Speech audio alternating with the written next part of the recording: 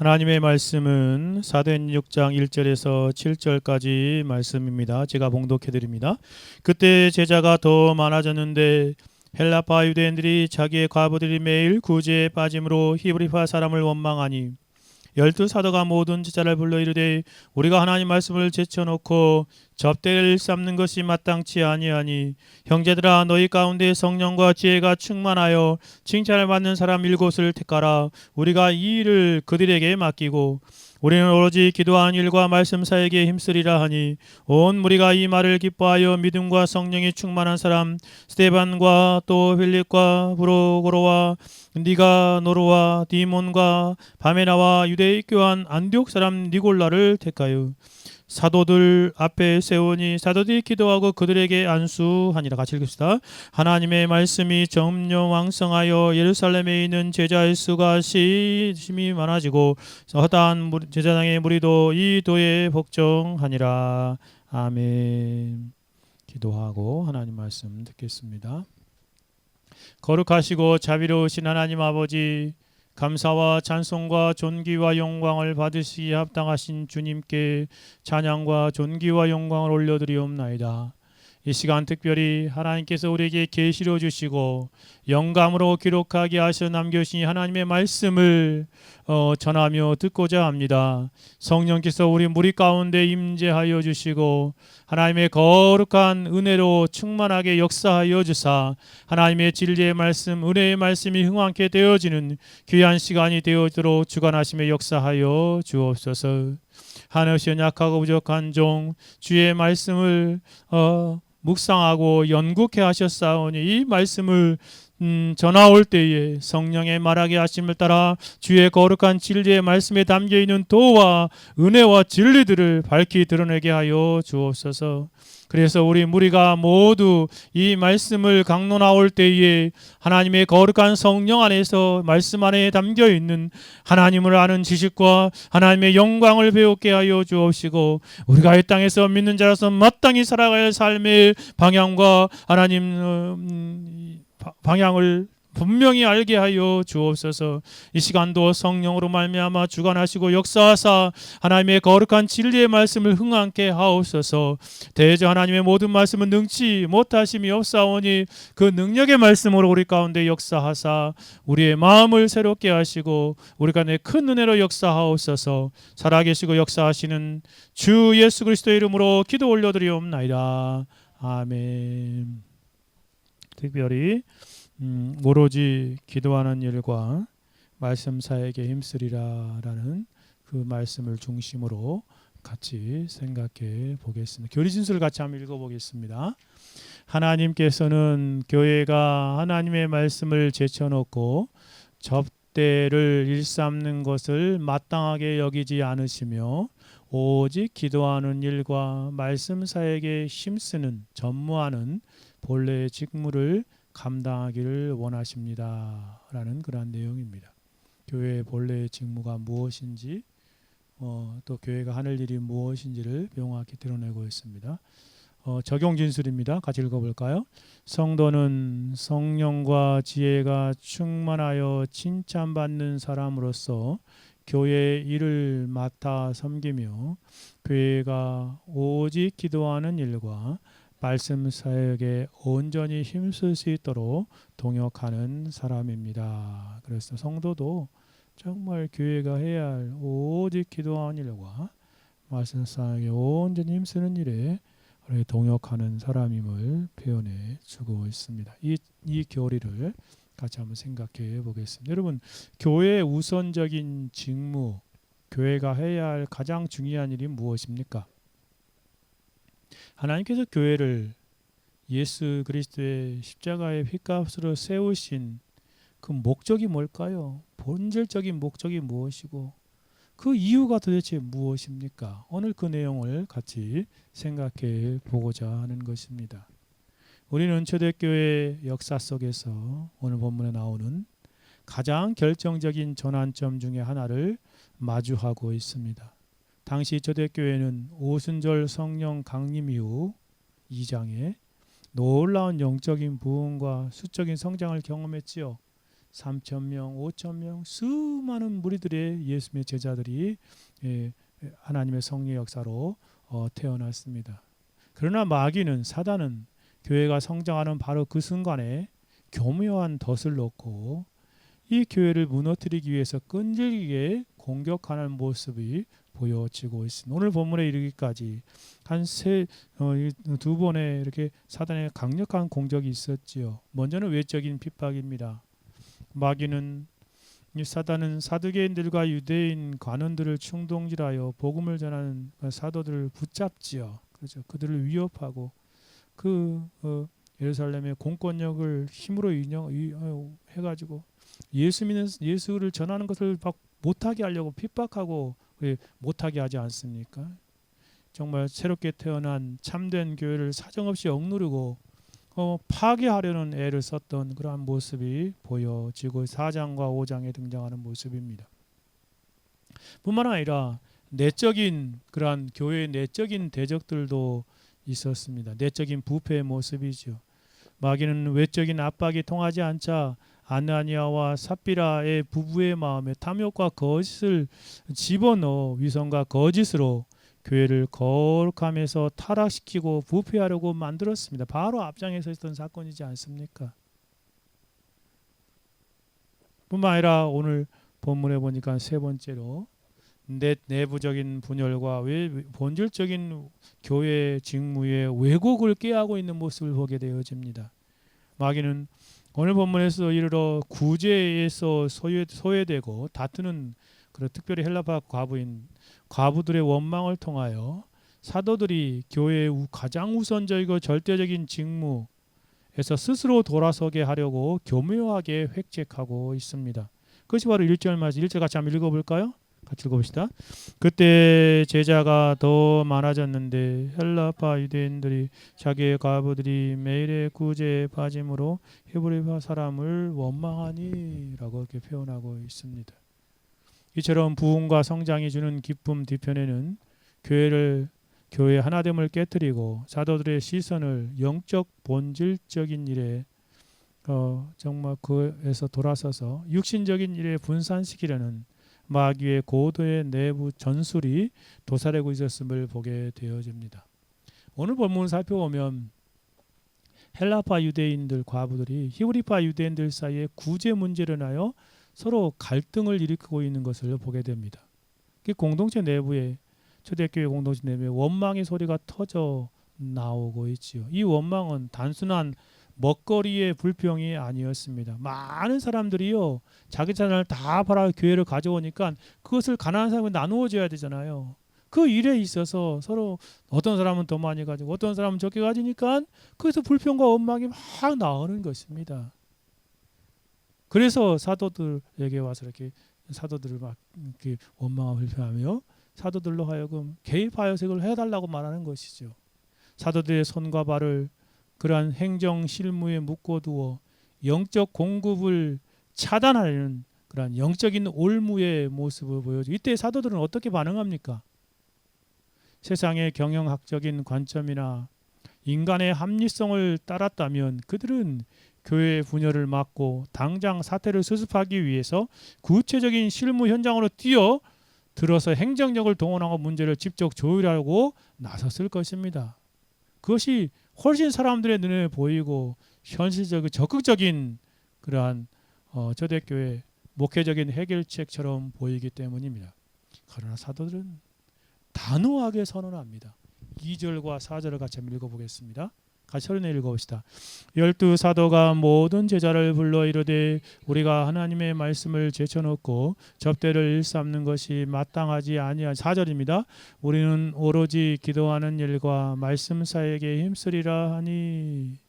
성령 하나님의 감동 안에서 사도들의 이 선언은 하나님의 말씀을 제쳐놓고 접대를 일삼느니 마땅치 아니하다. 오직 기도하는 일과 말씀 사역에 힘쓰리라 라는 이러한 그러한 선언은 교회가 진정 무엇을 위해 존재해야 하는지를 선포하고 있는 내용입니다. 타협할 수 없는 교회의 우선순위의 기준을 제시하고 있는 것이죠. 우리는 오늘 이 노이 존스 목사가 이 본문을 네 편의 설교 강론을 하고 있거든요. 지난주에 이것을 읽을 기회가 있어서 자세히 읽어 보았는데, 그 노이 존스의 목사의 예리한 통찰력을 빌려서 이 사도들의 이 결단이 왜 오늘날 겉모습만 화려하고 알맹이 이어가는 현대 교회의 가장 강력한 그런 경종이 되는지 세 가지 우선순위의 측면에서 살펴보고자 합니다. 교회의 세 가지 아주 중요한 우선순위의 측면을 우리 가운데 말하고, 첫 번째 우선순위는 같이 읽어보겠습니다. 교회는 하나님과 영혼을 향한 시선을 두어야 합니다. 그러니까 다른 데보다 하나님에게 먼저 시선을 두고 천하보다 귀한 인간의 영혼을 향한 그런 시선에 집중하여 그렇게 교회의 사역을 감당해야 한다는 것입니다. 사도행전 2장 1절 2절 같이 읽어봅시다. 그때 제자가 더 많아졌는데 헬라파 유대인들이 자기의 과부들이 매일의 구제에 빠짐으로 히브리파 사람을 원망하니 12 사도가 모든 제자를 불러 이르되 우리가 하나님의 말씀을 제쳐놓고 접대를 일삼는 것이 마땅치 아니하니라고 표현하고 있습니다. 오늘 본문 1절은 그때 제자가 더 많아졌다고 말합니다. 앞부분에서 우리가 3,000명, 5,000명 수많은 무리들의 제자들을 만들었다. 근데 오늘 본문을 보니까 더 많아졌다. 얼마나 많은 제자입니까? 초대기 예루살렘 교회에 수많은 무리들이 예수님을 믿는 제자로 태어나는 그런 은혜를 경험했습니다. 이러한 부흥의 소식과 함께 곧바로 그 교회 안에 원망하니라는 심각한 위기를 동시에 보여줍니다. 교회 안에서 헬라파 과부들이 매일의 구제에서 제외되자, 그러니까 이 구제라는 말이 디아코니아라는 말이거든요. 구제하는 일, 가난한 자들 도와주는, 사람들이 수많은 재산을 다 교회에 가져와서 내어놓으니까 그것으로 구제해야 될 거 아닙니까? 구제하는 일에서 제외되자 파당이 생기고 다툼이 일어난 것입니다. 가난하고 소외된 과부들을 먹이는 일은 참으로 고상하고 선한 일입니다. 당장 눈앞에 굶주리는 성도들을 물리적인 필요를 도와주는 일은 참 중요한 일이고 그래야 하는 것이죠. 그러나 이 위기 앞에서 12 사도가 내린 결단은 세상의 상식을 뒤엎습니다. 2절에서 사도들이 그 제자들을 모아놓고 수많은 무리들을 모아놓고 하는 말이 뭡니까? 우리가 하나님의 말씀을 제쳐놓고 이 접대도 디아코네오라는 것입니다. 접대하다, 여기 구제하다라는 동사형입니다. 아까 디아코니아는 명사형이고 이 디아코네오라는 것은 그 동사형입니다. 그렇게 접대하는 일에 또 그렇게 구제하는 일에 힘쓰는 것을, 일삼는 것을 마땅치 아니하다라고 선언합니다. 그 4절에서는 더 분명히 말하지요. 우리는 오직 기도하는 일과 말씀 사역, 이 말씀의 사역이라는 말도요, 디아코니아라는 것입니다. 그것에 힘쓰리라라는 것입니다. 여기 디아코니아가 두 가지 측면이 있지요. 성경 원어의 의미를 생각해 볼 때 가난한 자에게 육신의 떡을 나누어 주고 구제하는 일인 식탁의 디아코니아가 있습니다. 그리고 성도들에게 영적인 양식인 말씀을 먹이는 일, 말씀의 디아코니아가 있습니다. 이 모두 하나님 앞에서 거룩하고 귀한 섬김입니다.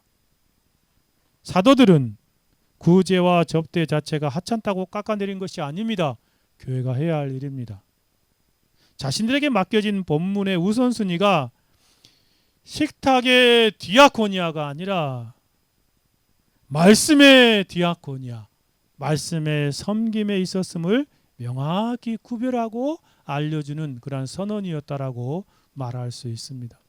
본문의 말씀을 따를 때 오늘날 현대 교회는 심각한 그러한 정체성의 위기에 처해 있음을 보게 됩니다. 수많은 이들이 교회의 일차적인 사명이 말씀의 디아코니아인데 다른 것을 두고 있는 그런 교회의 모습들이죠. 사회적인 봉사, 구제, 심지어 정치적인 정의를 구현하고 실현하는 일에 혈안이 되어서 목적을 높이고 있지 않습니까?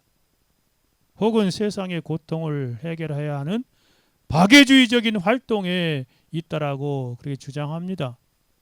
그들은 복음을 전하는 설교 강단을 향해 진부한 복음만 선포하지 말고 당장 굶주린 이들을 먹이고 불평등한 그런 정치와 사회 구조를 개혁하는 실용적인 일에 교회가 재정과 인력을 쏟아부으라! 라고까지 말합니다. 그렇게 요구합니다. 노이 존스 목사는 당신의 자신이 살던 시대에도 그런 일이 있었음을 직시하면서 이렇게 말해요. 그런 교회는 이런 것은 종교적이지 않는 기독교다 라고 치명적인 미혹이다 라고 그렇게 선언하고 있습니다. 제가 각 주에 그 내용을 쭉 종교적이지 않는 기독교 정체가 무엇인지 쭉 설명해 놓았습니다. 본질적인 말씀의 디아코니아를 뒤로하고 식탁의 디아코니아에 힘쓰는 모습을 이렇게 종교적이지 않는 기독교다라고 꼬집은 것입니다. 하나님을 출발점으로 삼지 않는 모든 인간적인 선행과 사회 구제는 결국 하나님이 아닌 인간을 숭배하는 얄팍한 인도주의로 전락할 뿐입니다.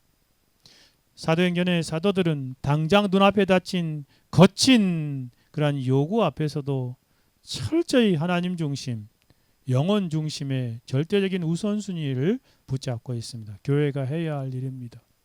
이 위대한 사도적 선언을 통해 우리는 교회가 반드시 회복해야 할 본연의 사명을 세 가지 핵심 영적 우선순위로 확인하게 됩니다. 첫째로 교회는 사람보다 하나님이 앞서야 합니다. 사람 중심이 아니라 하나님 중심이어야 한다는 거예요. 교회는 인간의 요구를 맞추는 것이 아닙니다. 하나님의 주권을 선포하는 곳이 바로 교회입니다. 성령 하나님의 감동 안에서 12사도는 모든 제자를 불러 우리가 하나님 말씀을 제쳐놓고 접대를 일삼는 것이 마땅치 아니하다라고 청천벽력과 같은 선언을 던집니다. 그들의 눈앞에 급박한 긴급한 접대, 사람의 필요보다 하나님 말씀, 하나님의 뜻을 그토록 엄게 우선시했던 이유는 너무나 명확합니다. 인간이 겪는 모든 고통과 문제의 방향은 결국 우선순위의 문제이기 때문에 그래요. 우리는 눈앞에 닥친 인간의 문제들 너무나 과도하게 집착한 나머지 그보다 훨씬 더 본질적이고 중요한 하나님과의 관계를 까맣게 잊어버리곤 합니다. 기억하십시오. 세상의 모든 깨어진 관계의 비극은 하나님과의 관계가 단절된 영적 파산 상태에서 비롯된 것입니다. 하나님 관계가 깨어져서 모든 문제가 오는 것입니다. 예수님께서 율법 중에 가장 크고 첫째 되는 계명이 무엇이냐 하는 질문에 이렇게 분명하고 단호하게 대답하지 않습니까? 같이 읽어볼까요? 마태복음 22장 37절 40절입니다.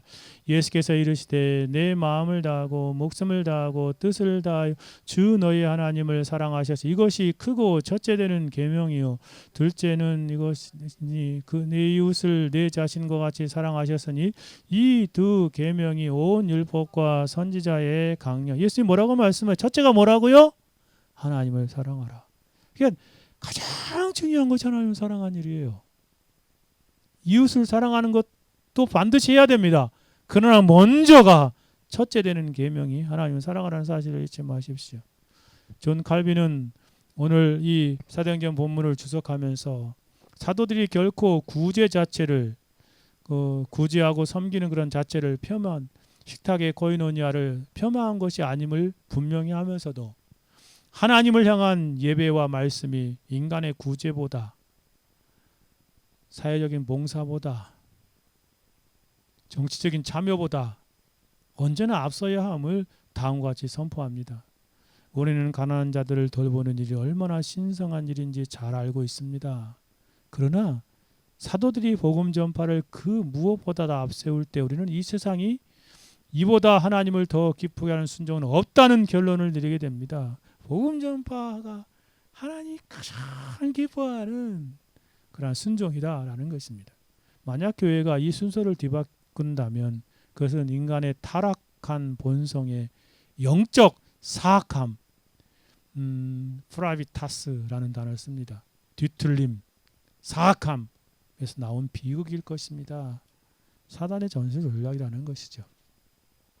이처럼 하나님을 예배하는 첫째 계명의 불이 없이, 하나님을 사랑하는 첫째 계명의 불이 없이 인간의 구제라는 둘째 계명의 열매만을 취하려는 세속적인 시도를 향해 노이 존스는 사도행전 강의 설계에서 뼈아픈 진리를 이렇게 웅변을 토하여 선포하고 있습니다. 공개, 옛날 이 본문이 공개로 번역됐잖아요. 접대라는 말이. 이 공개라는 단어가 구제나 접대를 표현한 거거든요. 그 공개를 하나님 말씀보다 앞에 놓는 것은 잘못입니다. 사람을 하나님 앞에 놓는 것은 언제나 잘못이기 때문에 그렇습니다. 하나님을 출발점으로 삼지 않는 사람은 자기 자신을 올바로 사랑할 수 없습니다. 제가 지난 학기에 그 바르트의 그 바르트 그 신학을 이렇게 연구하면서 그 교수님이, 그 문명 교수님이 썼던 바르트 신학 비판 한 1500페이지 정도 되는 거, 한 300페이지 되는 그 내용을 쫙 살펴보면서 의문점이 들었어요. 왜 바르트가 이랬을까? 바르트가 왜 이렇게 정통 신학에서 떠나서 개혁 신학에 떠나서 제 마음대로 이렇게 했을까 고민이 되었어요. 그래가지고 어떻게 했냐면 그 바르트의 제자가 쓴, 바르트 바로 직계 제자예요. 옆에서 지켜봤던 그 제자가 쓴 두꺼운 전집이 있더라고요. 전기가. 그래서 도서관에서 그 책을 이렇게 해가지고 이거 한번 살펴보겠습니다. 왜 이랬을까? 그래서 과연 이 바르트를 그 정말 직계 제자는 뭐라고 보았을까 봤더니요. 제가 읽으면서 처음 부분, 특히 20대 초반에 그 10대 후반, 20대 초반에 그 바르트가 특별히 그 이제 신학이 형성되며 박으로 목사 한 수 받으면서 활동할 때 그 시기를 한번 읽게 되었어요. 읽으면서 어떤 생각이 드냐면, 야, 놀라운 것은 바르트가 그 제네바에 칼빈이 설교하던 그 강단에 가서 설교하게 돼, 6개월 동안. 그런데 칼빈이 설교하던 그 강단에 설교하면서 그 했던 내용을 제자가 그대로 써놨더라고요. 그 내용이 뭐냐면 이것이에요.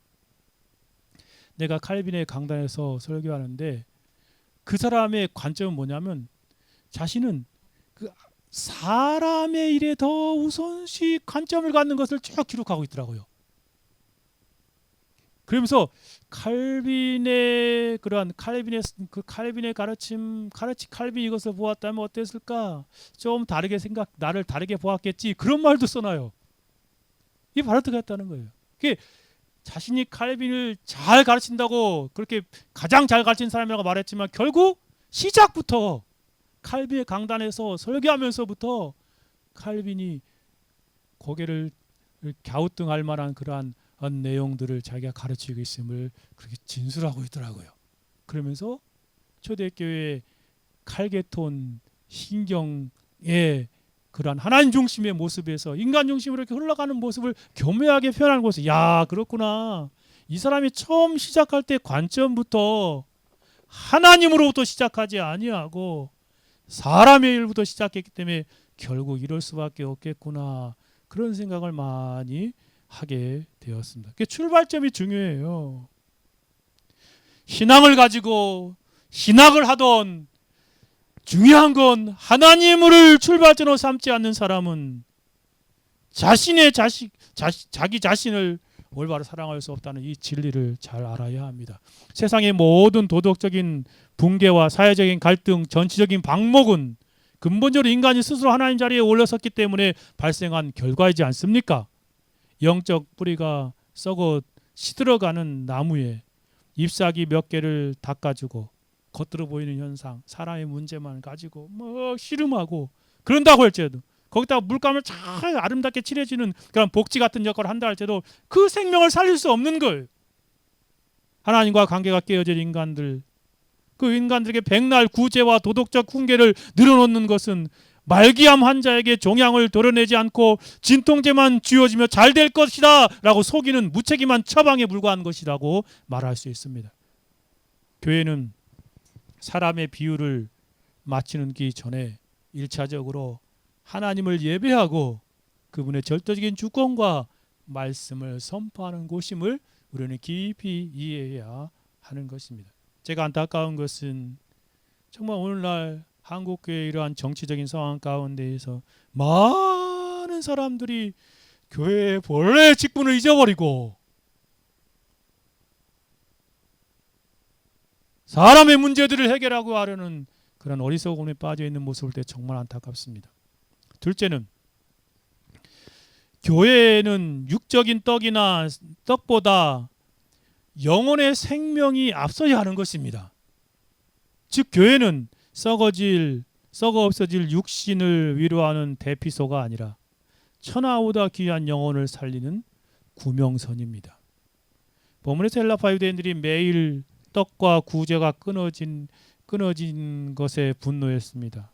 그러나 사도들은 육체의 떡을 배분하는 일 때문에 영혼을 살리는 생명의 떡 말씀이 중단되는 것을 더 큰 재앙으로 여겼습니다. 예수님께서도 광야에서 사단에게 시험을 받을 때 돌을 떡덩이에게 먹으라 그럴 때 예수님이 하신 말씀이 무엇입니까? 사람이 떡으로만 살 것이 아니요 하나님이 일어나는 모든 말씀으로 살 것이라 하였다라고 말씀하시지 않습니까?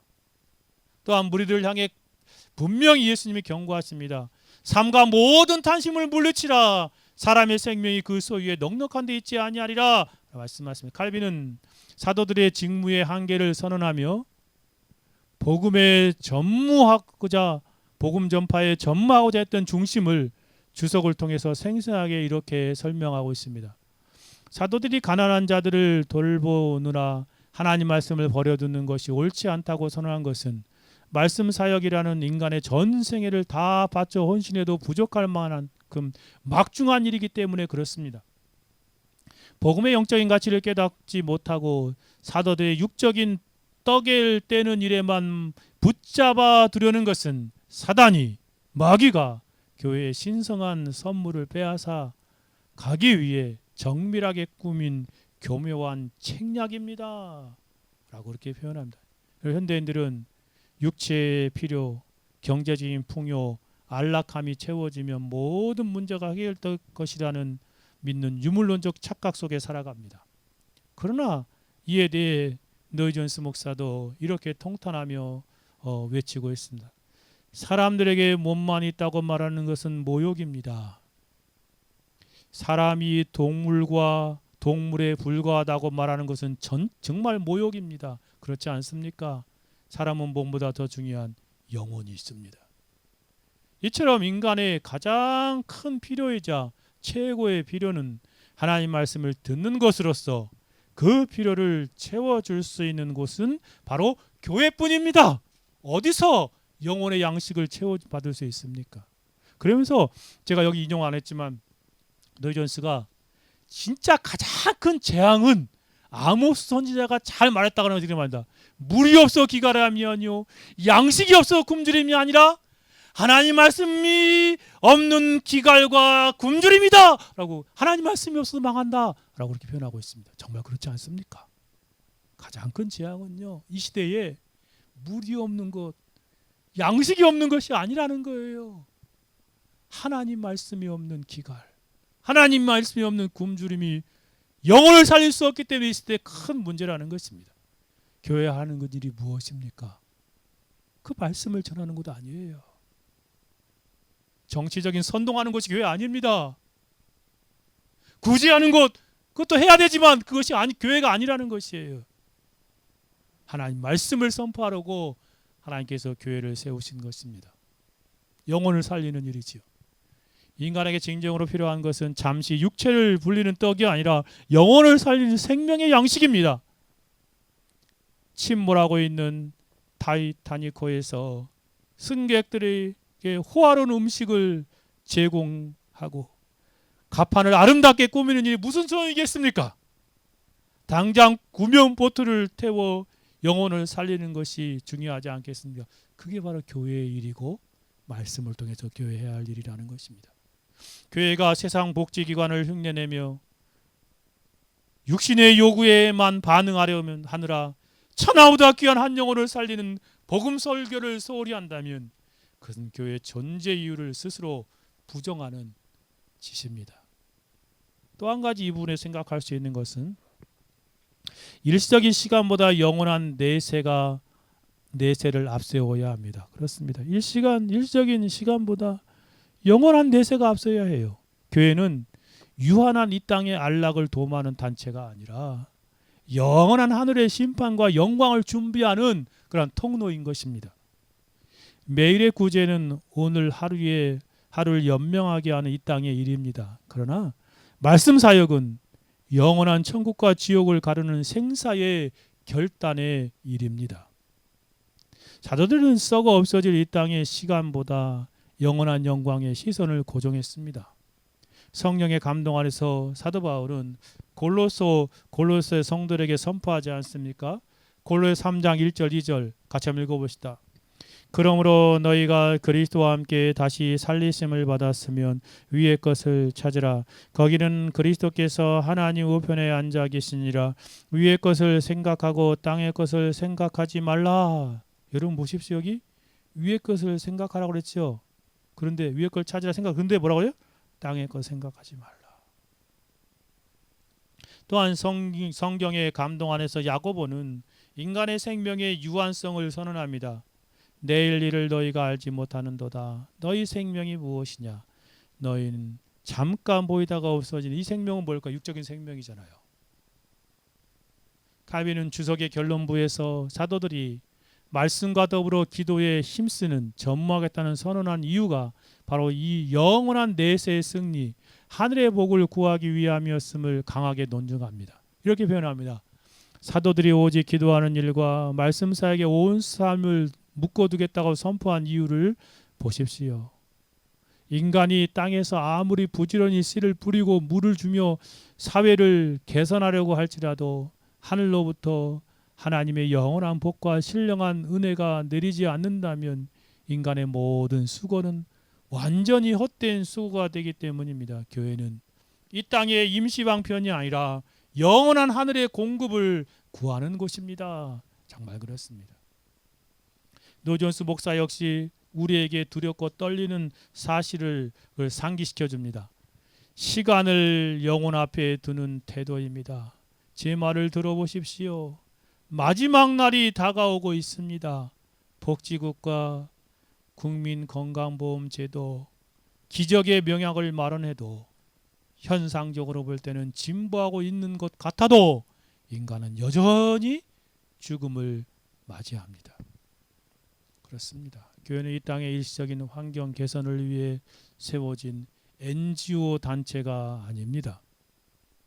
모든 인간은 죽음이라는 문을 통과해 영원한 내세와 창조주의 엄유하신 심판을 향해 걸어가고 있습니다. 영혼의 관점을 잃어버린 채 이 땅의 쾌락과 안락함을 추구하도록 성도들의 귀를 간지럽히는 교회는 시각장애인들을 낭떠러지로 인도하면서 가는 길이 편안하니 안심히 가라 라고 말하는 눈먼 지도자와 다를 바가 없는 것입니다. 예레미야 시대에 예레미야 선지자가 그 시대의 지도자들을 향하여 외치는 바와 같이 그들이 내 백성을 가볍게 여기면서 말하기를 평강하다 평강하다 샬롬 샬롬 외치지만 평강이 없도다 라고 선언하는 것입니다. 심상이 고쳐지며 예레미야 8장 11절에서도 그들이 딸 내 백성의 상처를 가볍게 여기며 심각한데도 하나님 관계가 완전히 깨어져 가지고 영혼이 죽어가고 있는데도 평강하다 평강하다 샬롬 샬롬 그렇게 외치고 있습니다. 평강이 없는데도 말입니다. 샬롬이 없는데도 말입니다. 여러분 교회는 세상 속에 존재하지만 시간이 아니라 영혼을 이 땅이 아니라 다가올 하나님의 나라를 선포하기 위해 이 땅에 세워진 하나님의 기관인 것입니다.